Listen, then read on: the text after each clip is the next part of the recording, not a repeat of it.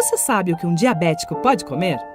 O Diário da Saúde foi conversar com a nutricionista Bárbara Marques, que também é diabética, para nos contar um pouco sobre o assunto.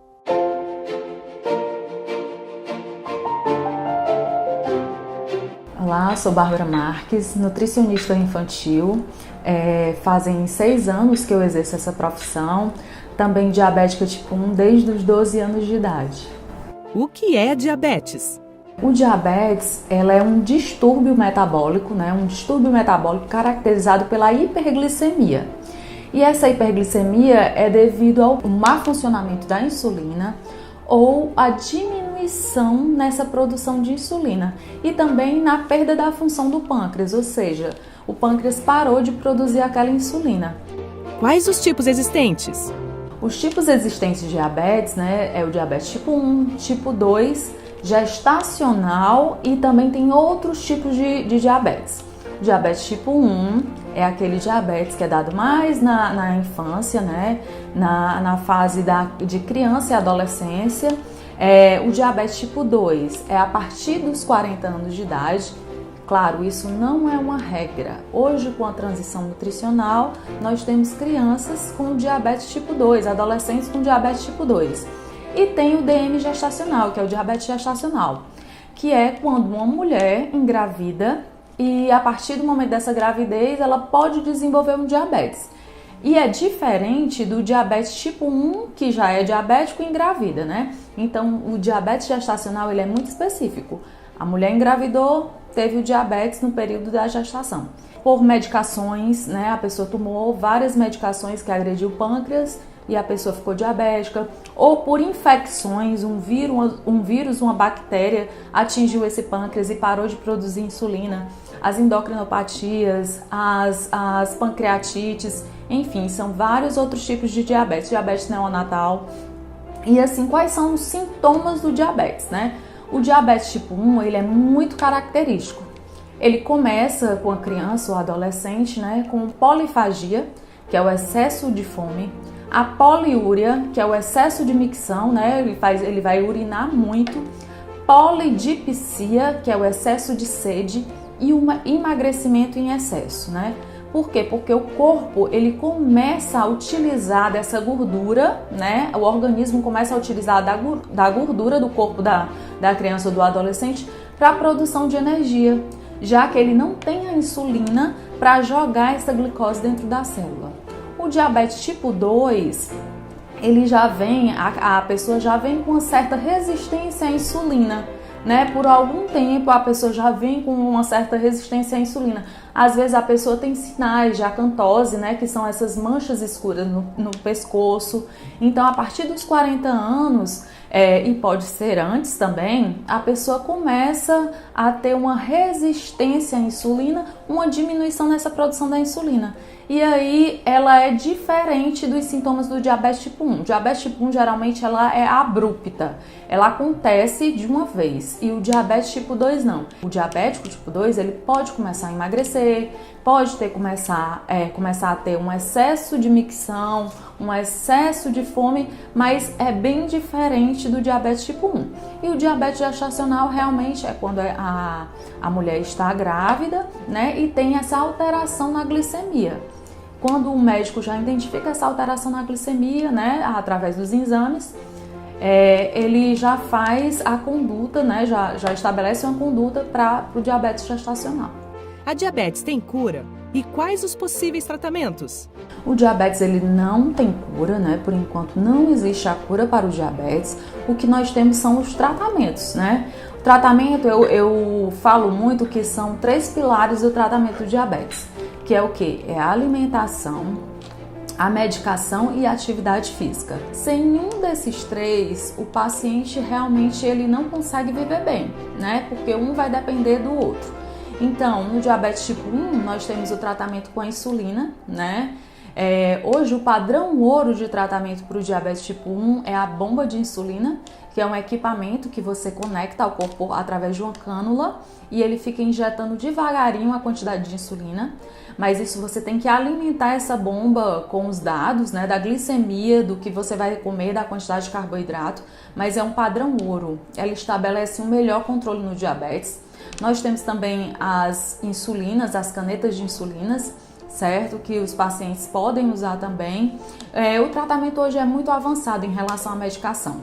Já no diabetes tipo 2, nós temos o tratamento por medicação via oral, né? Os medicamentos são feitos através da via oral. Os diabéticos, eles tendem a ter muito receio da prática da atividade física, principalmente o tipo 1, por conta das hipoglicemias, né? Mas se você tiver um acompanhamento de um educador físico, né, de um nutricionista que faça essa alimentação, adeque essa alimentação a essa atividade física, você pode fazer uma atividade física normal e ter êxito nessa atividade física e no bom controle do diabetes.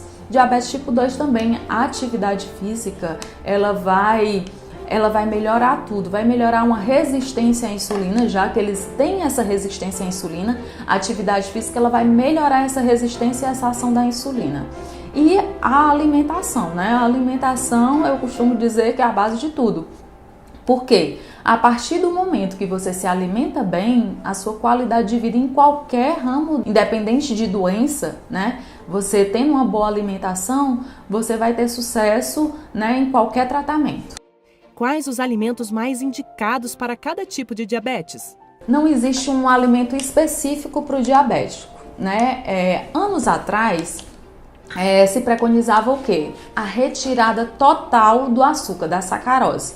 Hoje em dia, né, a Sociedade Brasileira de Diabetes ela já indica um percentual dentro dessa recomendação para o uso de sacarose, certo? Agora sim, tudo com moderação, né? Hoje existe a contagem de carboidrato, que é um método em que o diabético tipo 1, ele pode fazer essa contagem de carboidrato. A partir dos alimentos que ele vai consumindo, ele vai associando a quantidade de insulina que ele toma. Agora, para você fazer uma contagem de carboidrato, né, para fazer essa técnica, você precisa ser bem orientado pelo seu endócrino, pelo seu nutricionista. Então, não existe para nenhum dos dois tipos de diabetes alimentos específicos. Agora, o que vai melhorar? Claro, os carboidratos complexos. E o que são isso, Bárbara? Carboidratos complexos são aqueles que contêm mais fibras, né? Que lentificam a chegada desse açúcar, desse carboidrato no sangue. Então, as fibras elas vão colaborar para que esse açúcar chegue lentamente ao sangue. Então, é muito indicado o uso dos carboidratos complexos no diabetes. Outro ponto que a gente também pode abordar é a questão das gorduras, né? Gorduras e proteínas. Eles também lentificam essa chegada da glicose, né, ao sangue. O que é proibido na alimentação do diabético?